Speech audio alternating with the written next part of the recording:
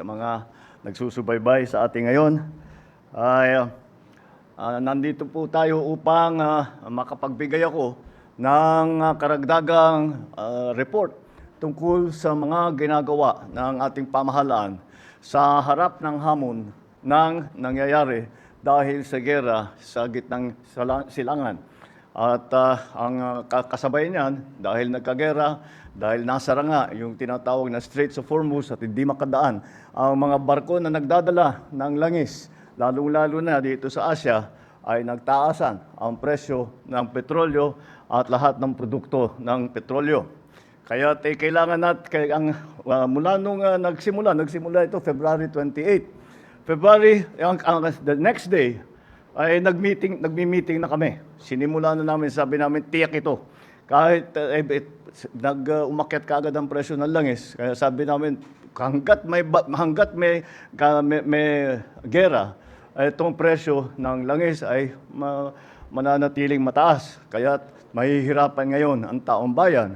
Dahil alam naman natin, pag tumaas ang presyo ng langis, ay malaking perwisyo sa ating mga kababayan.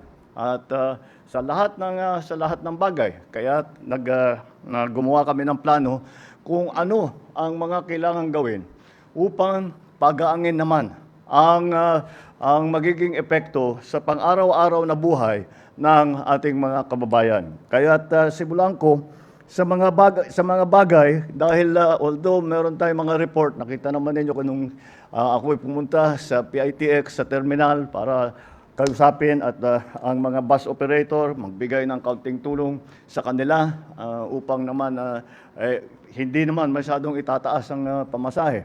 At nakapagbigay na rin tayo sa mga transport workers ng mga tulong. At para makumpleto lamang ang kaalaman ng ating mga kababayan, kaya't ako nandito upang ma-report sa inyong lahat kung ano na ang aming ginagawa. Ang nagawa na natin, unang-una, ang una naming na pinag-aalala ay ang ating mga OFW. Dahil talaga sila, nasa lugar sila ng giyera mismo. Kaya delikado ang kanilang seguridad at delikado ang kanilang buhay. Hindi lamang ang kanilang hanap buhay, kundi mismo ang buhay nila. Kaya mabuti na lang at maganda ang relasyon natin sa mga Middle East countries kung saan nandun ang karamihan ng Pilipinong nagtatrabaho.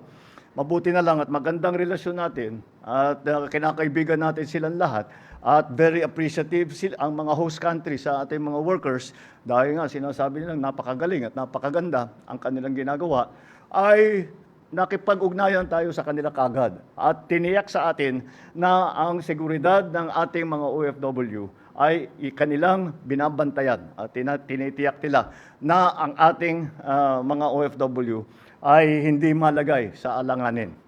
Unfortunately, kahit na sa lahat ng ating nagawa, nung ilang araw pa lang, nagkaroon tayo ng casualty sa Israel dahil kagaya nung nangyari nung nakaraan ay sila ay tumutulong sa kanilang alaga at sa kakatulong sa kanilang alaga na abutan ng bomba at papunta sila sa bomb shelter.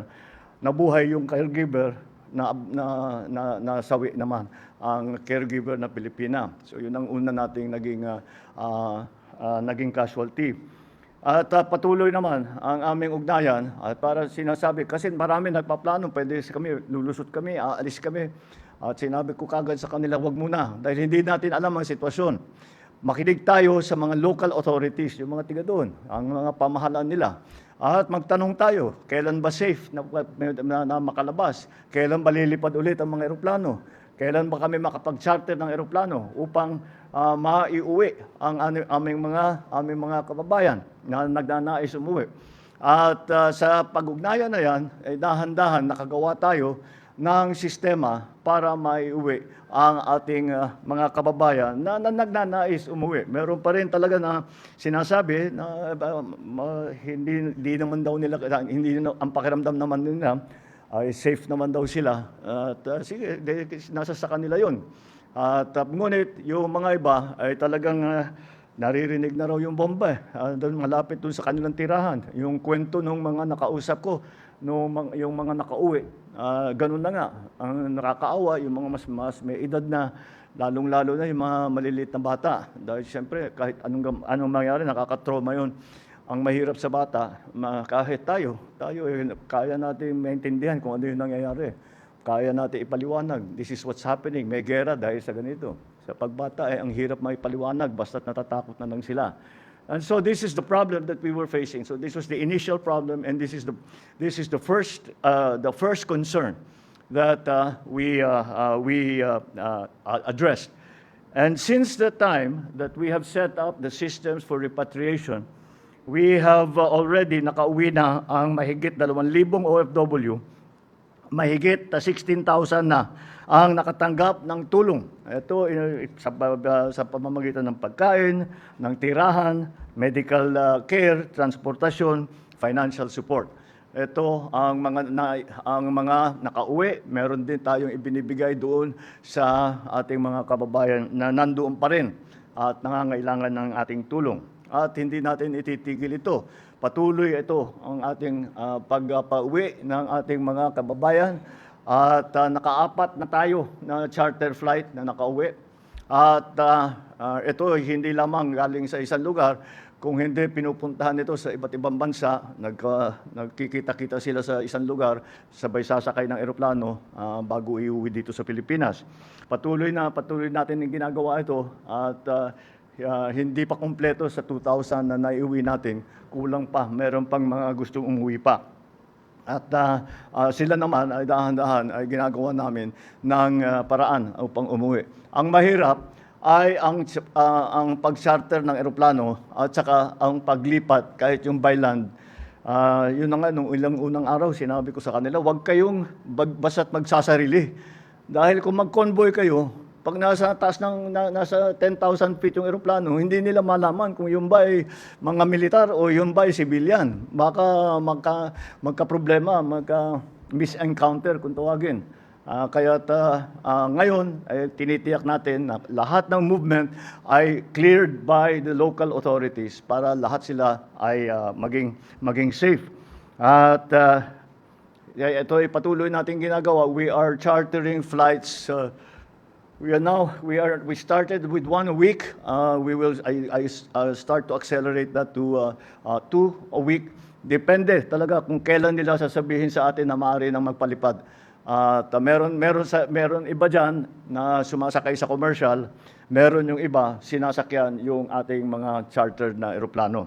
And we will continue to do this until the war ends, or until we have repatriated all of our nationals back home here to the Philippines.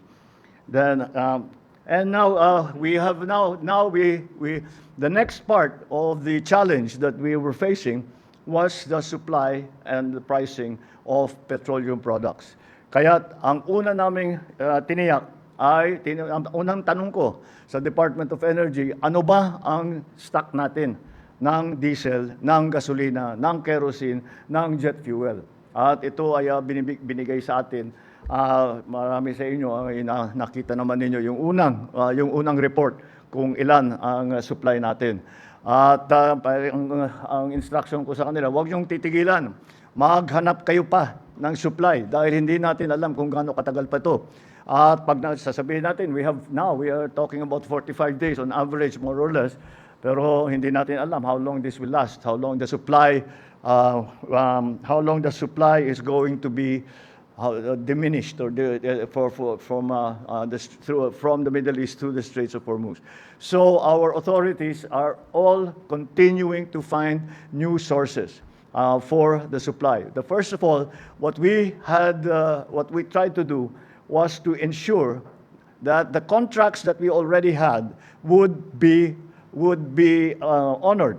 Halimbawa, may kontrata tayo na mag-import tayo ng ilang bariles ng langis, ng diesel, ng kung ano.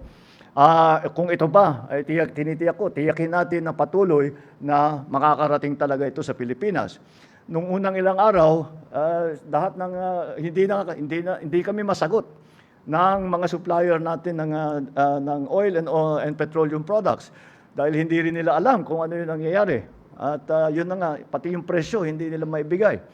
Ngunit dahan-dahan sa patuloy na ating pagtatawag, sa patuloy sa ating pag-ugnay sa kanila at gumawa tayo ng mga bagong sistema para makarating ang langis dito, ay tuloy-tuloy naman, nasupplyan tayo. And we are not stopping. Although the average now is running at 45 days supply, siyempre iba-iba. But the average is 45 days. Hindi natin tinitigilan. And again, I credit the success of this ensuring the supply to the good relations that we have with our partner countries around the world. And we have not only gone to our oil suppliers, the traditional oil suppliers, we have tried to explore other sources that are not affected by the war that is ongoing in the Middle East.